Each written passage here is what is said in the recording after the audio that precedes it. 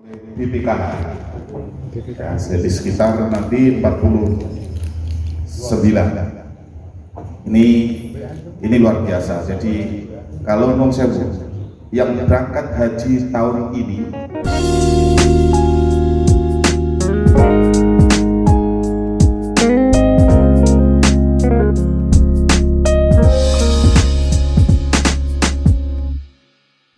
yang mendaftar sekitar tanggal 12 Februari 2012,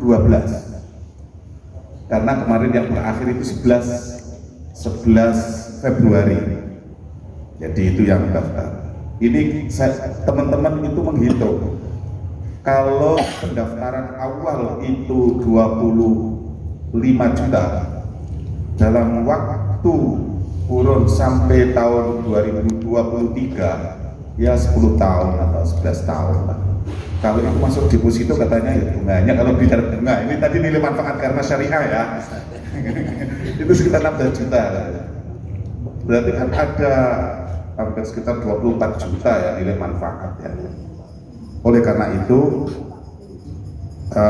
ini sudah disepakati, akan tetapi ini belum menjadi keputusan presiden karena prosedurnya adalah usulan Kementerian Agama melalui Menteri Agama, kemudian disampaikan usulan itu kepada DPR dan disetujui bersama DPR, kemudian ditetapkan oleh Presiden. Sampai hari ini belum ditetapkan, jadi kita tunggu. Maka banyak ini, hari ini tadi sudah ada 2 orang yang menanyakan berapa jamaah haji di Kabupaten Grobogan. Sebenarnya sementara itu sekitar 1000-an nanti yang berangkat, termasuk yang tunda lunas itu yang saya sampaikan 428, itu sekitar 1000. Kalau mungkin lebih sedikit gitu. Karena dari pusat itu baru sementara, nanti fiknya ya, nanti tentu akan ada pengumuman yang secara resmi disampaikan oleh Kementerian Agama.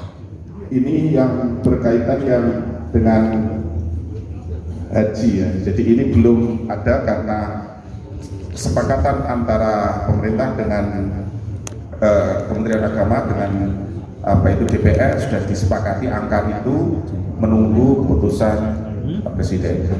Kemudian yang kedua yang berkaitan dengan menjelang puasa ya.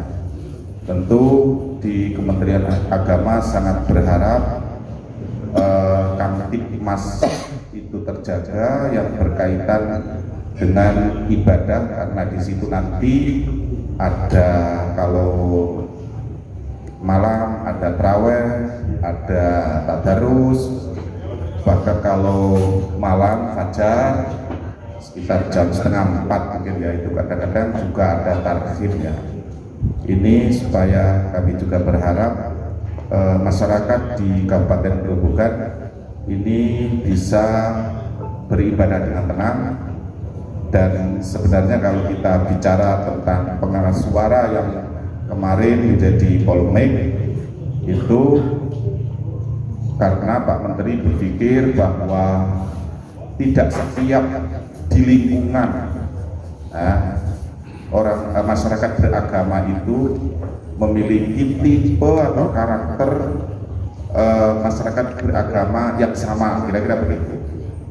Kalau misalkan tidak sama, maka tentu ada diatur gitu supaya jelas, saling mengerti, saling memahami bagaimana penggunaan pengeras di lingkungan masyarakat ya. Itu supaya begitu sebenarnya.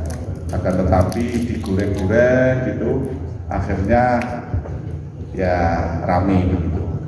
Tapi sebenarnya pengaturan itu fleksibel lah, fleksibel dalam pengertian ya, memang kalau sekitar jam 10 malam ya saya kira siapapun yang puasa pun ya ini juga sudah capek gitu ya, mestinya ini juga sudah saatnya beristirahat. Dan juga termasuk nanti ada penetapan awal Ramadan, penetapan awal Ramadan. Nanti juga kami berharap nanti ada pengumuman pemerintah secara resmi, itu sudah biasa dilakukan, dan termasuk biasanya itu Idul Fitri. Nah, ini biasanya yang rawan Kamtibmas, ini yang Idul Fitri, karena biasanya masyarakat itu merayakan hari raya Idul Fitri itu biasanya ya ada yang apa itu namanya? Takbir Apa ya? Pawe ya, takbir itu, takbir mursal itu ya, takbir keliling ya.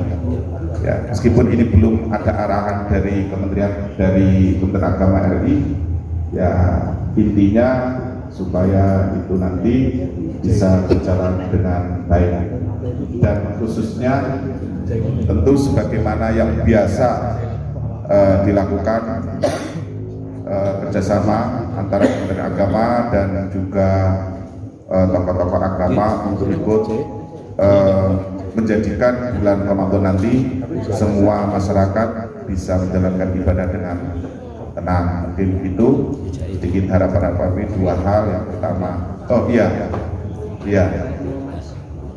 untuk warung ya, memang kita itu sangat berharap tidak ada sweeping gitu ya, tidak ada sweeping, karena non sewu.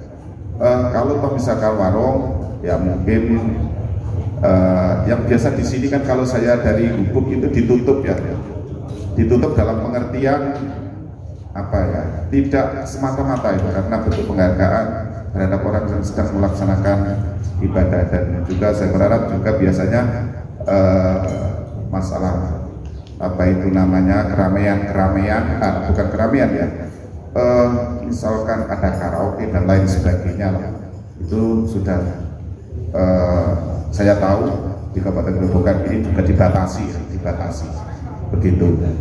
Kemudian pesan Pak Menteri ini, kemarin kami mengikuti rakor seluruh kepala kantor se-Indonesia dan seluruh kepala kantor wilayah se-Indonesia, pesan tadi juga sudah disinggung, menjelang 2024 diharapkan untuk masjid khususnya atau majelis taklim atau masjid, kemarin yang disampaikan masjid tidak dijadikan sebagai tempat berdakwah yang apa itu namanya untuk politisasi agama gitu ya, bahasa agama, atau untuk kampanye dan lain sebagainya, kampanye intinya begitu, supaya seluruh masjid tadi kami sampaikan tadi ketika kami rapat dengan, dan kebetulan dihadiri oleh Ketua DMI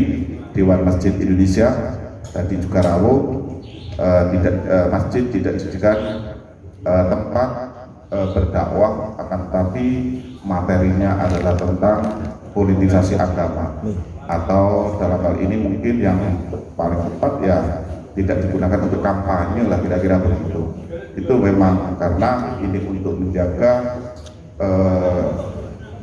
agar supaya tetap di lingkungan itu menjadi kondusif, menjadi tentram gitu ya. Dan karena untuk moderasi beragama, saya mohon ini menjadi prioritas Pak Menteri.